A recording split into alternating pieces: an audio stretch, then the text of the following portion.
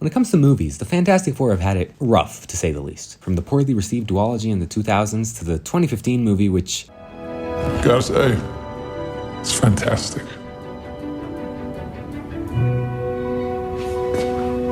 Say that again? It's fantastic. Yes, it is. Guys, I got it. Ready? Yeah. Marvel's first family simply could not catch a break. That's why a lot of people, me included, were holding their breath for this new one, hoping it would finally give the characters the movie they deserved. So, now that it's out, I'm happy to say that it's easily the best Fantastic Four movie, and I do think it's great. Unfortunately, I don't know if I'd go as far as to say it's fantastic. Say that again?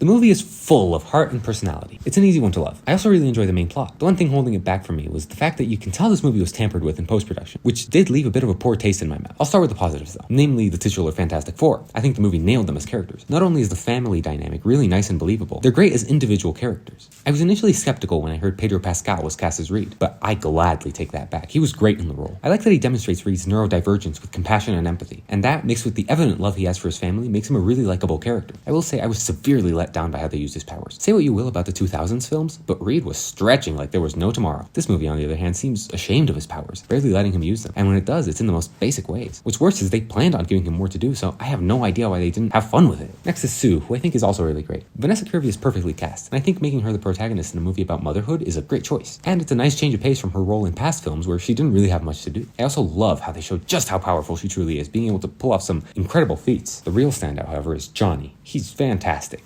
Say that again? I like the way they blended him being a hothead with him actually being quite intelligent and competent. He came out of the movie as the unexpected MVP. Can't wait to see more of him in the future. I will admit I was very let down by Ben. He was my personal favorite in the older films, but here he feels like an afterthought. His design is perfect and he's well cast, but he doesn't really get much to do, which is very disappointing. Really hoping a sequel gives him more. On to the story. I really like the way it progresses. Galactus, as a presence, alters the tone into something darker and more urgent. And I like how the Middle Trunk sort of becomes like an interstellar-style space adventure. That chase with the Silver Surfer being the highlight of the film. I also like how the third act plays out like a disaster film, with the family having to figure out a way to stop the impending doom. Say that again? With that said, I do have one rather large problem with the movie. It's a bit hard to explain, but the opening of the movie is sort of like a news report introducing us to the team, and it hits us with a ton of information, being like, hey, remember when the Fantastic Four fought all those villains and saved the day? All on top of footage from sequences that were clearly intended to be longer. Early reports claimed the first act would feature a montage of the Fantastic Four fighting their villains, but that seems to have been cut down to a brief clip, and honestly, it's incredibly disappointing. Not only does it feel awkward and rushed, but you can tell some great content went down the drain, including a whole-ass character played by John Malkovich. I think the montage is sorely missed. It would have given us more fun action and time with the characters, especially Ben, whose character suffers the most from the removed content, and it would have helped establish the light tone the movie was going for before Galactus changes it. I'll admit it, I just wanted more of the movie, more of the fun, retro-futuristic world, and more of Mole Man. Gosh, I loved Mole Man so much. Why don't you butter me up? Spread it on. Still, I did overall enjoy the movie, and I'm glad we finally have a good Fantastic Four film. I look forward to seeing them again. So yeah, 8 out of 10, or 4 out of 5 if you want to stay on theme. Almost fantastic.